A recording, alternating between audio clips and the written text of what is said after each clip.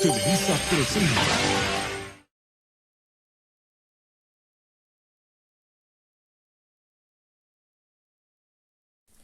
Hey, ¿qué tal? Buenas noches, bienvenidos a otra emisión más de este radioprograma. Hoy venimos a presentar lo que es el ciclo Ericsson, un ciclo demasiado conocido por muchos. Es un ciclo bastante bueno. Para los amantes del automovilismo lo van a conocer muy bien porque fue un ciclo utilizado para la empresa Ford Motors Company y Chevrolet, implementado en sus motores. Pasamos con mi compañero Néstor, que está a continuación. ¿Qué tal, Fernando? Es un gusto estar aquí trayendo información de un tema bastante interesante como lo es el ciclo Ericsson. Queremos explicándolo con mucho gusto poco a poco entre nosotros, con la ayuda de imágenes y algunos videos para su mejor comprensión. Es un gusto estar aquí, pues vamos a presentar un tema muy interesante y espero que les guste a la audiencia y que nos sirva a ti y a mí de conocimiento y para aumentar nuestras habilidades. Néstor, un gusto, pues tenerte aquí de nuevo como la anterior vez.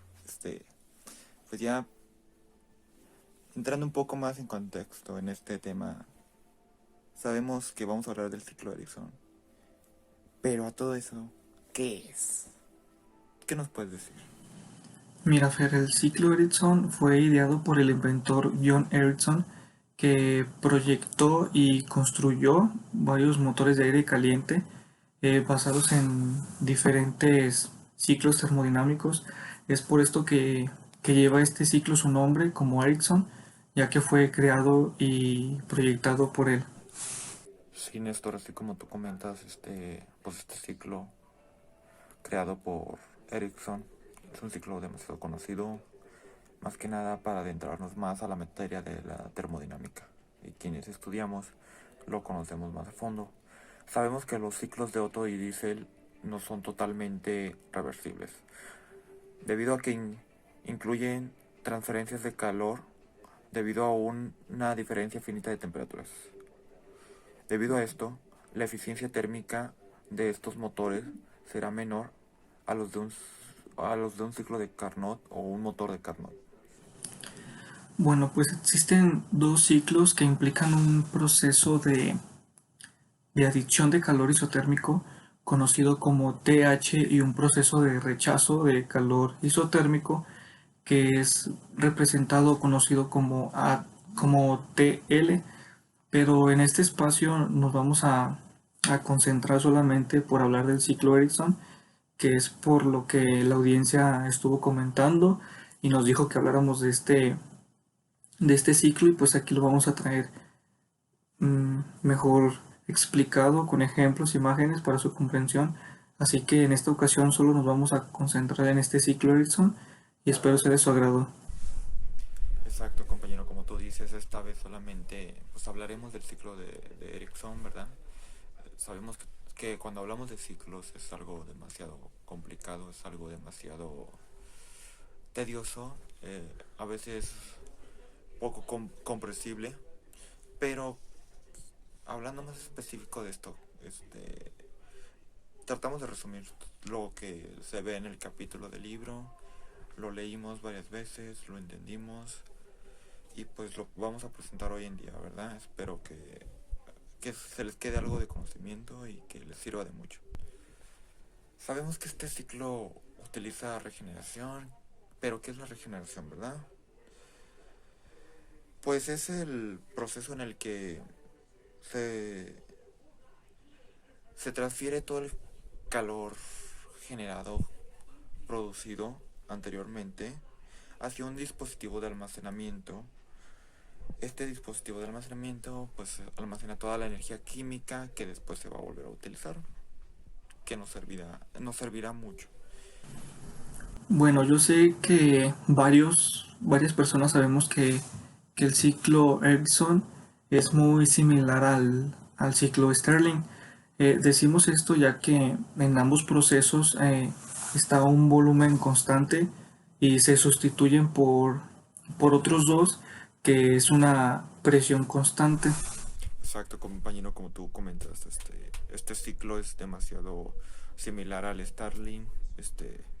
De hecho, investigando más sobre el tema, pude notar de que, pues sí, que van muy apegados, van muy de la mano. De hecho, inclusive en la misma información llegan a hablar mucho del Stirling, perdón.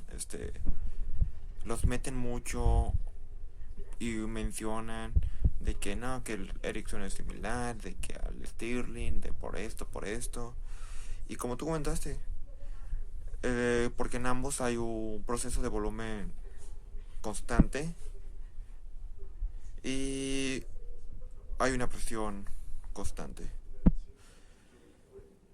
Retomando esto, pues a continuación pues mostraremos una figura de un sistema de flujo estacionario, que opera en un ciclo Ericsson. Pues en un momento más las mostramos, les vamos a decir pues cómo se ve la figura, cómo la figura lo explica solo de que cómo trabaja, cómo es acá. Entonces, en un momento más se las explicamos, pero sea legible, entendible y pues corremos con la figura.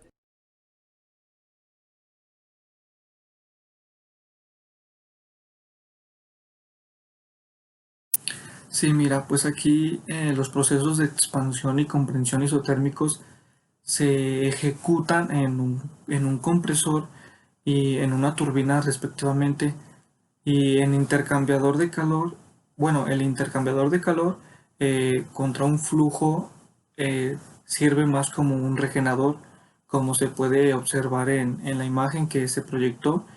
Así que ahí nos mostramos y nos guiamos más específicamente cómo es que funciona su proceso de expansión y comprensión, así como lo que es el funcionamiento del Pues sí, como tú regenerador. comentas, decimos que los flujos de fluidos, tanto calientes como fríos, entran en un intercambio de calor, ¿verdad? Entonces decimos que por este lado entra los, los calientes y por este otro lado entran los fríos, chocan, hacen un intercambio, pero lo hacen desde los extremos opuestos. Entonces la transferencia de calor sucede entre estos dos flujos, sí, o sea, como te explico, o sea, tenemos, es decir, esta pluma, ¿no?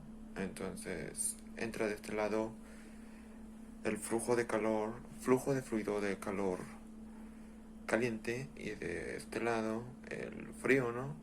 Entonces, pues entran desde los extremos, entonces se van juntando hasta hacer un intercambio de calor, de tal manera de que, pues al llegar al centro, se tenga una temperatura, pues apropiada, ya donde está combinado el fluido frío y el fluido caliente, y así es como se obtiene. Pero pues así como te digo, no es en un intercambio de fluido. Esto sucede entre los dos fluidos, hasta llegar a una temperatura óptima. Te digo, entra un fluido con alto temperamento de calor y otro pues alto temperamento frío. Entonces se juntan y es donde sucede un intercambio. Este comparte calor, este comparte frío y obtenemos un resultado. Sí, Fer, mira, pues en dicho caso, la diferencia de temperatura entre los dos fluidos no excede de una cantidad diferencial en cualquiera de los puntos y el fluido frío sale de intercambiador de calor a la temperatura de entrada del fluido caliente. Exacto, compañero Jaciel. Como tú dices, la diferencia de temperaturas entre los dos fluidos pues no excede de una cantidad diferencial. Pues hablando del ciclo de Ericsson, decimos que tiene la misma eficiencia térmica cuando opera entre el mismo límite de temperatura que el Stirling y el Carnot, y el cual contienen la misma fórmula, la cual se les muestra a continuación.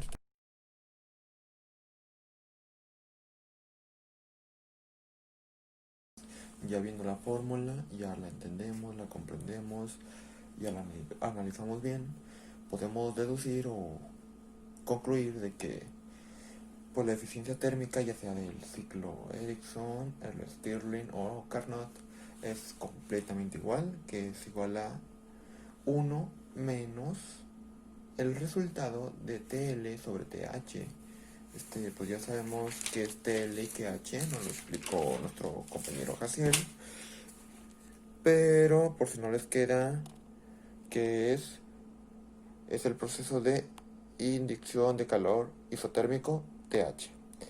Y el proceso de rechazo de calor isotérmico es TL. Entonces estos dos procesos se dividen y el resultado pues se le resta 1 y obtenemos la eficiencia térmica.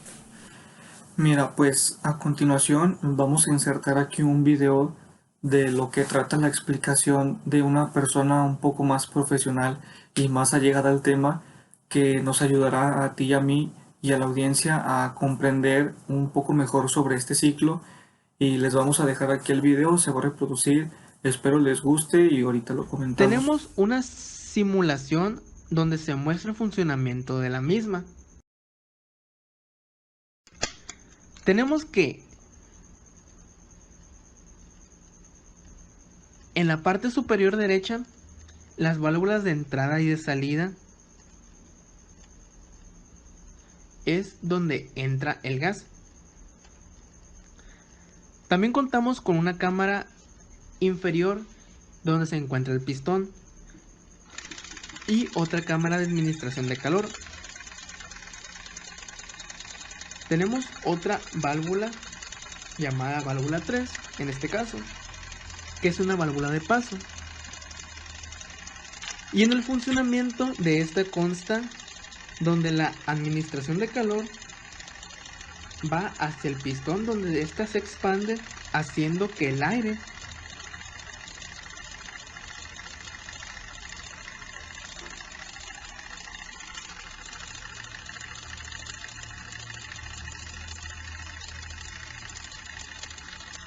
que ya entró por una de las válvulas salga y entre hacia la cápsula de aire.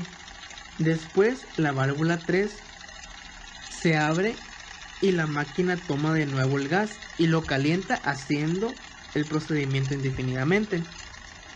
Dentro de este mismo ciclo tenemos dos ciclos que se dividen en 4 etapas, donde existe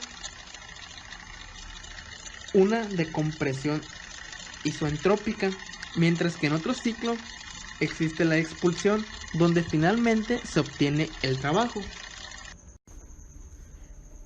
En el siguiente ejemplo vemos que en el estado A tenemos el dato inicial SE, la altura, la temperatura en donde el estado A va hacia el estado B y el gas se comprime lentamente, en lo que se agrega la masa de 4 kilogramos, en este caso la arena, y la presión aumenta gracias a la ley de Boyle. La temperatura se mantiene constante y la presión aumenta y el volumen disminuye. En el ciclo B al C se calienta el gas hasta que el volumen vuelva al estado inicial, y esto lo podemos calcular con la ley de Charles. Del ciclo C al D, manteniendo la temperatura constante, se retira la arena, y desde el D al A se enfría el gas hasta que su volumen sea el inicial. El rendimiento de este ciclo es dado por el trabajo que realiza el sistema. Entonces, dados los datos de entrada y salida, en este caso vemos que de salida son 0.89 joules y de entrada serían 18.46 joules. Entonces, con esto nos damos cuenta que se obtiene menos de 4.83 del calor que entra se convierte en trabajo, y esto es muy eficiente por la regeneración. Pues sí, Néstor, pues ya viendo este video, pues no nos queda de otra, ¿verdad? Pues más que aceptarlo, es más que justo, más que se lo merece, ¿no? Hablar de esta forma, de este, de este ciclo es algo demasiado complicado. demasiado tedioso más que nada, difícil de entender, pero no concluimos al 100%. O sea, podemos decir ahorita mismo que este ciclo es difícil de llevar en práctica, ¿sí? O que cualquiera que se ponga a darse contra la pared, contra este tiro, de llevar a cabo este ciclo en prácticas, sabemos que va a ser algo difícil porque incluye transferencias de calor. Esto debido a la diferencia del diferencial de temperatura. Si sonará raro, diferencia del diferencial de temperatura. En todos los componentes, incluyendo el regenerador. Es algo muy importante el regenerador porque es el que almacena todo el calor que fue producido. Debemos recordar mucho eso. Entonces, pues sí, retocando, pues sí es algo demasiado complicado, algo que es muy difícil ponerlo en práctica y decir, pues se resuelve fácil, pero no, la verdad no. Se dice fácil, pero se hace difícil. Cabe resaltar o mencionar que todos los procesos de transferencia de calor suceden debido a una diferencia finita de temperatura. El regenerador no tendrá una eficiencia del 100% y por lo tanto la pérdida de presión en este va a ser muy considerable y no va a funcionar al 100%. Como tú comentas, pues tendremos una eficiencia del 100%. Podemos igual comentar que el motor Ericsson es un motor de combustión externa, es decir, el combustible se quema fuera del cilindro. También podemos decir que pues este motor es muy conocido por personas del automovilismo, quien es aficionado a los autos, a motores potentes, motores americanos. Este motor tiene mucha similitud a los motores que usó la empresa General Motors y Ford Motors Company. Motores potentes, motores eficientes que entregan una buena, potencia, torque. Gracias a esto, o sea, porque es fundamental. Antes de pasar contigo, Néstor, déjame promocionar a la empresa Totis. Empresa 100% mexicana y de orígenes checoslovacos. Apoyen a las empresas mexicanas. Coman Totis. Esta combustión ofrece varias ventajas. Yo rescaté exactamente tres ventajas que para mí son las más importantes. La primera es que puede ser o utilizar una variedad amplia de combustible como su fuente de energía. La segunda ventaja que yo rescato es que el tiempo de combustión es más alto, por lo tanto el proceso es más completo. Y por último, la tercera ventaja que menciono y que me pareció más interesante de estas tres es que los motores operan en ciclos cerrados. Por lo tanto, su fluido o un fluido de trabajo que tiene características más deseables puede utilizarse como el fluido de trabajo de estos motores y su forma de operar, que es en ciclos cerrados. Bueno, ya concluyendo, entonces decimos que ¿qué es el ciclo? Es similar al ciclo de Stirling, pero antes y después de las etapas de compresión y expansión tienen lugar procesos de aportación y cesión de calor isotérmico. Ok, pues ya vamos a explicar pues las cuatro fases, ¿no? Decimos que tenemos las cuatro fases. Así bien chuleta, mira. Vamos a hacer una gráfica así bien derechita, como tú sabes, como te gusta. Y luego decimos que acá abajo tenemos el volumen, ¿sí? Y aquí de este lado la presión. Menos más esa letra. Entonces, corremos con la primera etapa, ¿no? Que es la compresión isotérmica, donde es la compresión de temperatura constante. Entonces decimos que Esta es la primera etapa. Después es un calentamiento isobárico, cuando le añadimos calor a presión constante y pasa esto. Esta es la etapa 2. Luego viene la expansión isotérmica, que es una expansión a temperatura constante. Nos surge esta tercera fase. Y por último viene el enfriamiento isobárico, enfriamiento a presión constante. Es la última etapa y pasa y regresamos. Y esas son las 4 fases. Tenemos por último las aplicaciones que, como ya habíamos mencionado, son usados en motores de combustión externa, más usados por Ford Motor Company y Chevrolet. También son usados en la recuperación de energía de los gases de escape, energía solar y otras. Y por último, en la necesidad de válvulas, se compensa con un volumen de rendimiento y potencia. Banda, pues con esto concluimos sobre el ciclo Ericsson y solo pues nos queda decir, ¿qué nos queda decir? Que a pesar de las limitaciones físicas y a los aspectos